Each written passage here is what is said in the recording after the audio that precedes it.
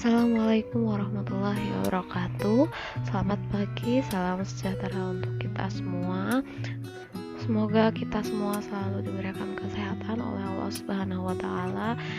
Seperti biasa, kita masih melakukan pembelajaran jarak jauh. Langsung saja.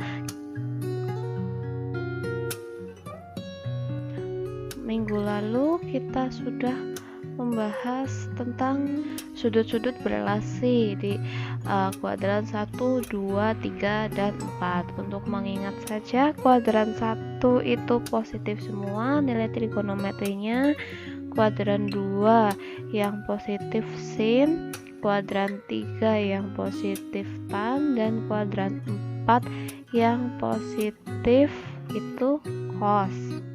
Kemudian di kuadran 2 itu untuk mencari alfanya itu 180 dikurangi alfa, kuadran 3 180 tapi ditambah alfa, dan kuadran 4 360 dikurangi alfa ya. Sekarang kita lanjutkan ke materi selanjutnya, yaitu tentang koordinat kartesius dan koordinat kutub. Oke, kita sekarang ke koordinat kartesius dulu. Saya yakin ini sudah tidak asing di telinga kalian. Jadi, letak suatu titik pada sistem koordinat kartesius itu ditentukan oleh sumbu X dan sumbu Y. Sumbu X itu yang ini horizontal dan sumbu Y itu yang vertikal. Dan di sini merupakan titik 0,0. Kemudian kita misalkan seperti ini. Ini titik P 3,2. Nah, menyatakan letak titik P itu di 3 satuan ke kanan, yaitu 3 di sumbu X dan 2 di satuan ke atas, 2 di sumbu Y. Jadi yang angka pertamanya itu yang sumbu X, angka keduanya itu yang sumbu Y. Kalau sumbu X yang di sebelah kanan ini positif, sumbu Y yang di atas ini positif. Kemudian sumbu X yang di kiri ini negatif, yang di bawah ini sumbu Y negatif. Ini sudah biasa ya, di SMP sudah pernah. Kemudian misalkan lagi di sini 2, Y, sumbu Y-nya negatif 3. Di sini titik Q 2, negatif 3, X-nya 2, Y-nya negatif 3. Terus misalkan di sini negatif 5, di sumbu Y-nya negatif 2, jadi titiknya itu negatif 5, negatif 2. Terus misalkan sekali lagi, ini di sumbu X negatif 4, di sumbu Y 3, berarti titiknya negatif 4,3 dan seterusnya. Jadi kalau untuk menulis koordinat kartesius, angka yang di awal ini yang X, yang kemudian angka yang kedua ini yang Y, semuanya entah negatif entah positif, urutannya X, Y. X dulu baru Y. Kemudian koordinat kutub. Jadi, letak suatu titik selain dapat dinyatakan dengan menggunakan koordinat kartesius, juga dapat ditentukan dengan koordinat kutub atau juga disebut dengan koordinat polar.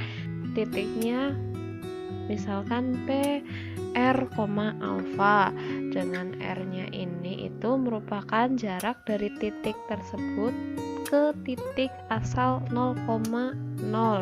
Kemudian alfanya ini itu besar sudut yang dibentuk antara sumbu X positif dengan garis R. Jadi gini, misalkan di sini titik asalnya ya di sini 0,0, ini sumbu X positif. Misalkan kita nyatakan titik A itu di sini. Titik A 4,30 derajat. Berarti menyatakan titik A itu terletak pada jarak misalkan 4 satuan. Misalkan ini R-nya itu 4 dari sini ke sini. Jadi satu lingkaran ini R-nya 2 ya.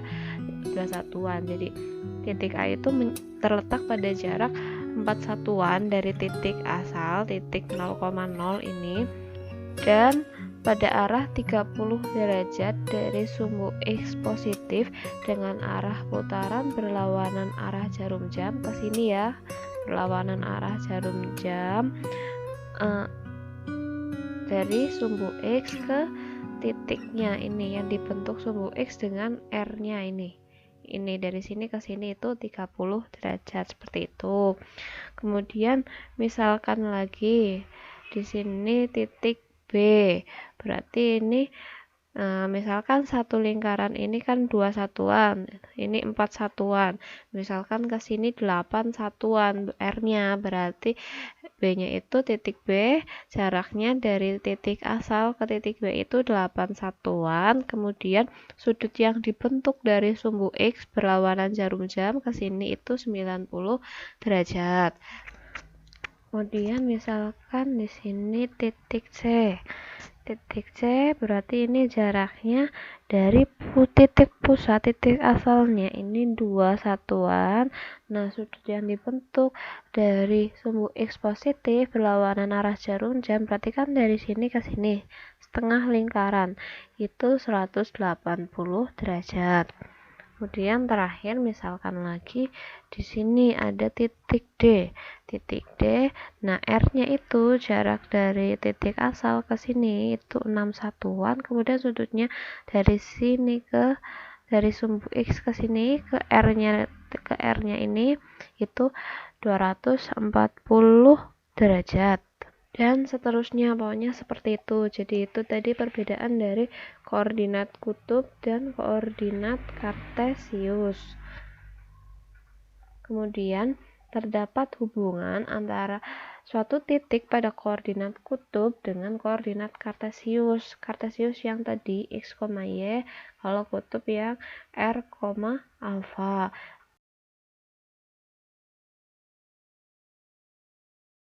Misalkan yang ini kan koordinat kartesius, ini koordinat kutub. Nah, koordinat kartesius ini, bentuk titik koordinat kartesius itu bisa diubah ke bentuk koordinat kutub atau sebaliknya, koordinat kutub itu juga bisa diubah ke bentuk koordinat kartesius. Jadi kalau misalkan yang diketahui koordinat kartesius mau diubah ke kutub, kan di sini diketahui X sama Y, berarti untuk ke koordinat kutub dicari nilai R sama alfanya, seperti ini rumusnya. Untuk cari R pakai rumus Pitagoras seperti biasa, X kuadrat ditambah Y kuadrat, kemudian diakar. Kemudian untuk mencari alfa dicari dari tan alfanya itu Y per X. Kemudian kalau misalkan diketahuinya koordinat kutub diubah ke koordinat kartesius, jadi yang diketahui kan R sama alfanya. Jadinya untuk mencari X itu pakai trigonometri ya, X itu dicari dari R cos alfa, kemudian Y-nya dari R sin alfa. Ini jangan sampai terbalik.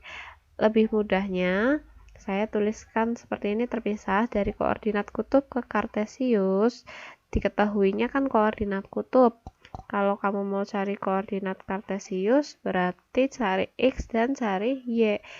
Yang diketahui R sama alfa. Cari X-nya itu dicari dari R dikalikan cos alfa, kemudian Y itu R dikalikan sin alfa. Ini diingat-ingat, jangan sampai kebalik. Di sini biasanya seringnya kesalahannya itu terbalik sin dan cosnya. Jadi kalau cari X itu pakai cos, cari Y pakai sin, sama dengan yang di diagram tadi. Kemudian untuk kebalikannya dari koordinat kartesius ke koordinat kutub kan berarti yang diketahui X sama Y, yang dicari R sama alfa. Nah, kalau cari R itu pakai rumus Pitagoras, cari sudut cari sisi miring. Cari sisi miring berarti kan dijumlahkan, sebelum dijumlahkan dikuadratkan dulu, kemudian setelah dijumlahkan diakarkan. X kuadrat tambah Y kuadrat diakarkan. Kemudian untuk cari alfanya itu dari pakainya tangan alfa itu dicari dari Y dibagi X, jangan X bagi Y, tapi Y bagi X, jangan terbalik ya. Y dibagi X, oke, belakang dibagi depan. Oke, langsung kita ke contoh soalnya aja. Contoh yang pertama, nyatakan P 8,150 derajat Celcius ke dalam koordinat kartesius. Berarti ini yang diketahui koordinat kutub.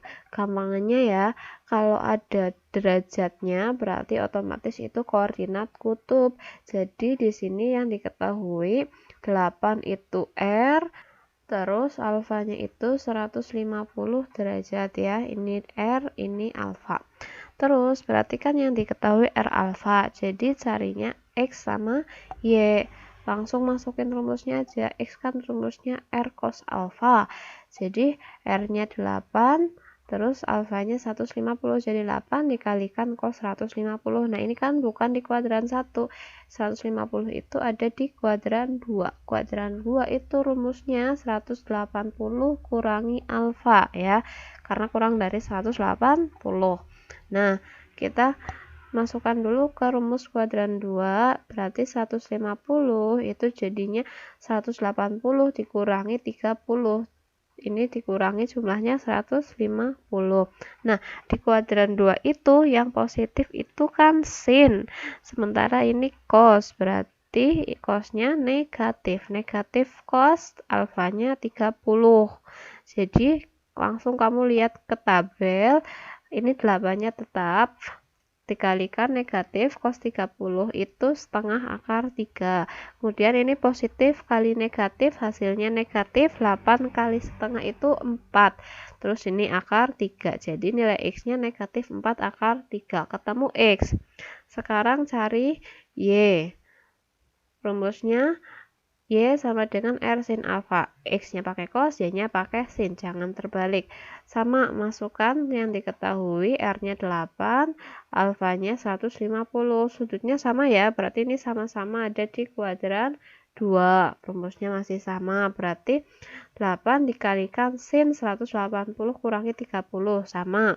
Kemudian yang positif sin kan, kuadran 2, berarti ini tetap positif. Jadi tetap 8 kali sin 30. Nah, langsung lihat tabel yang belum hafal. Sin 30 itu kan 1/2. Jadi 8 kali 1/2. Jadi Y-nya sama dengan 4. Jadi koordinat kartesiusnya X, Y. Berarti X-nya dulu. X-nya negatif 4 akar 3, Y-nya 4. P negatif 4 akar 3, 4. Lanjut contoh berikutnya. Contoh berikutnya, ubahlah A 4, negatif 4 ke dalam koordinat kutub.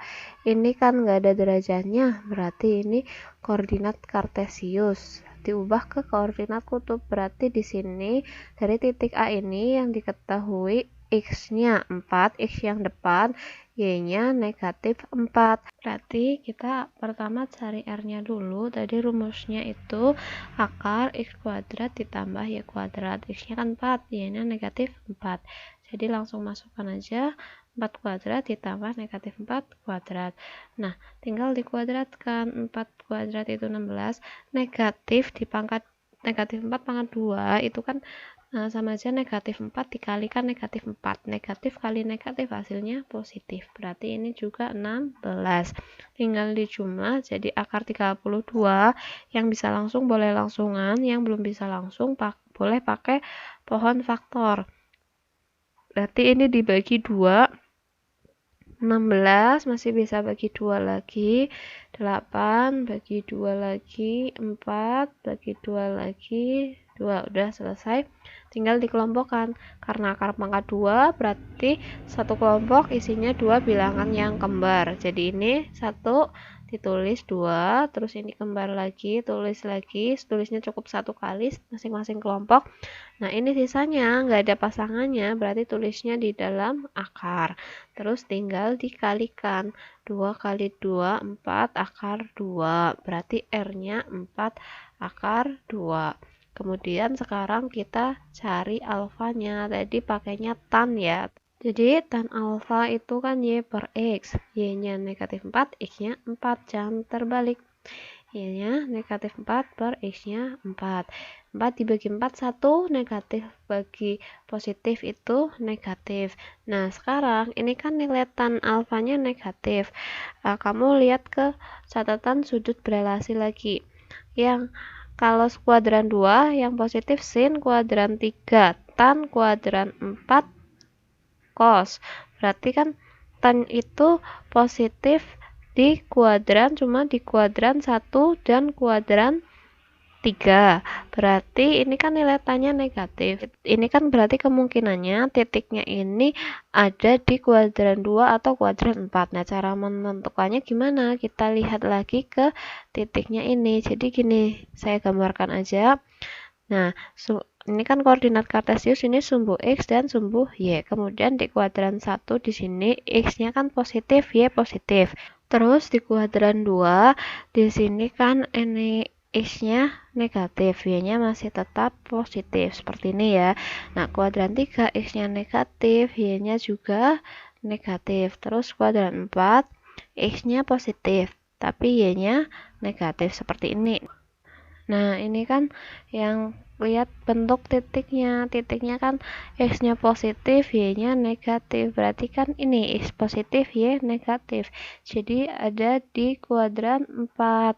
Nah, kuadran 4 kemarin rumusnya 360 kurangi alfa.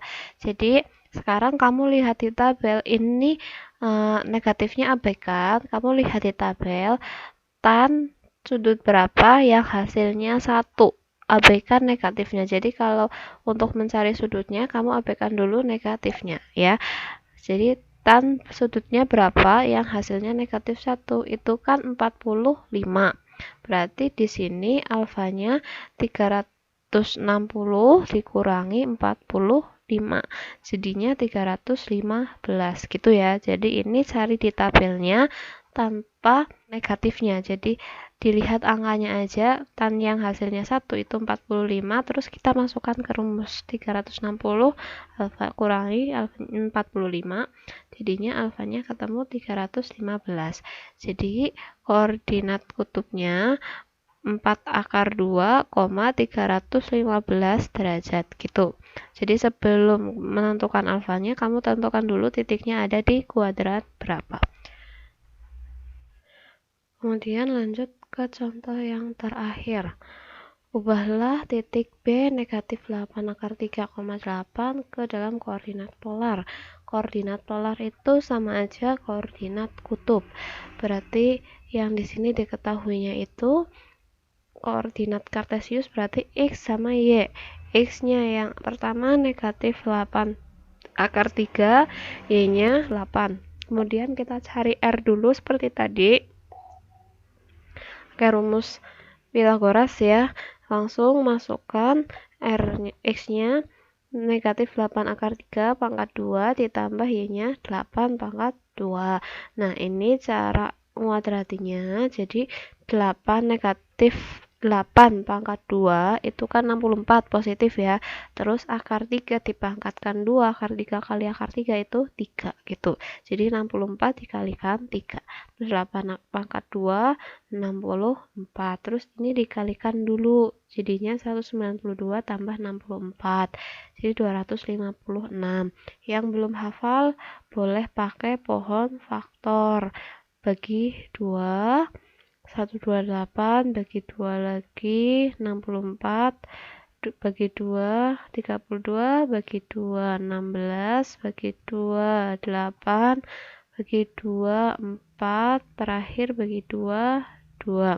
Nah, sama seperti biasanya kita kelompokkan langsung. Ini berarti kan 2 tulis 1 kali, ini juga 2, ini 2 dikalikan. Nah, sudah habis, nggak ada sisanya. Terus ini tinggal 2 kali 2 kali 2 kali 2 dikalikan, hasilnya R-nya 16. Oke, sekarang kita cari alfanya. Rumusnya paketan alfa Y per X. Y-nya 8, X-nya negatif 8 akar 3. Ini kan tinggal dicoret, jadinya kan ketemu negatif 1 per akar 3. Kalau ada bentuk akar sebagai penyebut itu kan belum rasional. Kita rasionalkan. Nah, semester 1 dibentuk akar, silahkan dibuka lagi catatannya, caranya ada di situ, dikalikan dengan bentuk akarnya, berarti ini dikalikan akar 3 per akar 3. Saya langsungan aja, hasilnya 1 per 3 akar 3, atau cara cepatnya ya, kalau mau nggak ngitung, ini tuh kan 1 per akar 3, yang bawah akarnya dihilangin, akarnya pindah ke belakang, gini aja gampang. Nah, sekarang kita tentukan kuadrannya, ini titiknya ada di kuadran berapa kayak tadi. Nah, ini harus bisa ya, ini nggak perlu ngapalin kan, ini tinggal kamu lihat letak sumbu X dan sumbu Y nya, negatif apa positif. Kemudian di sini titiknya itu X nya negatif, Y nya positif, berarti kan yang ini berarti ada di kuadran 2.